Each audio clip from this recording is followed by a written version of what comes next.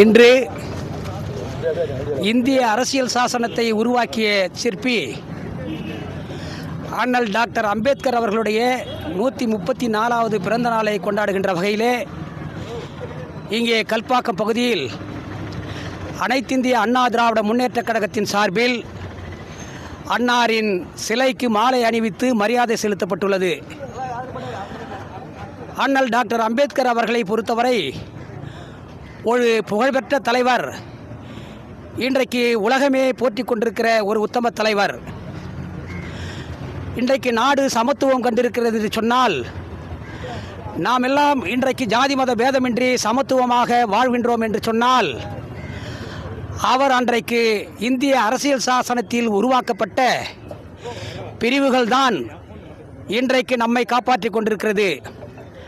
அந்த வகையிலே இன்றைக்கு அனைத்திந்திய அண்ணா திராவிட முன்னேற்றக் கழகத்தின் சார்பில் புரட்சித் தலைவர் எம்ஜிஆர் அவர்கள் உருவாக்கின இந்த இயக்கத்தின் சார்பில், அதற்கு பின்னாலே இந்த இயக்கத்தை கட்டி காத்த முதலமைச்சராக இருந்து தான் இறக்கின்ற வரை முதலமைச்சர் தான் என்ற சிறப்புமிக்க பெருமையை பெற்று மறைந்திருக்கிற புரட்சித் தலைவி அம்மா அவர்களின் காலம் தொட்டு இன்றைக்கு அந்த கழகத்தை எடுத்து வழிநடத்தி கொண்டிருக்கிற கழகத்தின் நிரந்தர பொதுச் செயலாளர், மக்களெல்லாம் இன்றைக்கு என்றைக்கு தேர்தல் வரும் என்று எதிர்பார்த்து கொண்டிருக்கிற, வருங்காலத்தில் இந்த தமிழகத்தினுடைய முதலமைச்சராக வர இருக்கிற அண்ணன் எடப்பாடியார் அவர்களின் ஆணைக்கிணங்க இங்கே மாவட்ட கழகத்தினுடைய செயலாளர், இன்றைக்கு இந்த மாவட்டத்திலே சுறுசுறுப்பாக சுழன்று பணியாற்றி கொண்டிருக்கிற திருக்கழுக்குன்றம் எஸ் ஆறுமுகம் அவர்களுடைய தலைமையிலே இங்கே நாங்கள் எல்லாம் கழகத்தின் சார்பில்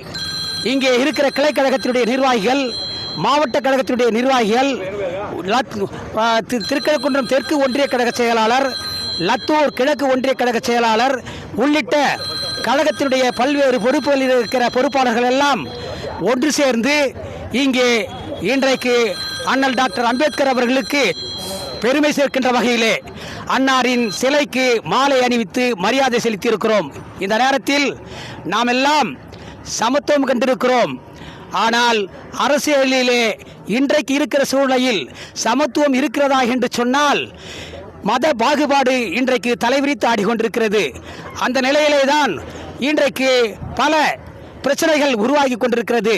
அதன் அடிப்படையிலே கூட பெண்களை பற்றி இழிவாக பேசியிருக்கிறவரை பற்றி கண்டனம் தெரிவிக்கின்ற வகையிலே அண்ணன் எடப்பாடியார் அவர்களின் ஆணைக்கிணங்க மகளிர் அணியின் சார்பாக போராட்டம் கூட வெடித்து கொண்டிருக்கிறது. இன்றைக்கு நாடே இன்றைக்கு வியந்து பார்த்து கொண்டிருக்கிற அளவுக்கு என்றைக்கு இந்த ஆட்சி முடிவு கட்ட முடியும், என்றைக்கு முதலமைச்சராக அண்ணன் எடப்பாடியார் வருவார் என்று இந்த மக்கள் எதிர்பார்த்து கொண்டிருக்கிறார்கள். அந்த நேரம் மிக விரைவிலே வரும் என்று இந்த நேரத்திலே சொல்லி, இந்த நேரத்தில் அண்ணல் டாக்டர் அம்பேத்கர் அவர்களுக்கு நாம் அனைவரும் மீண்டும் ஒரு முறை அவருக்கு மரியாதையை அஞ்சலி செலுத்தி விடைபெறுகிறேன். நன்றி, வணக்கம்.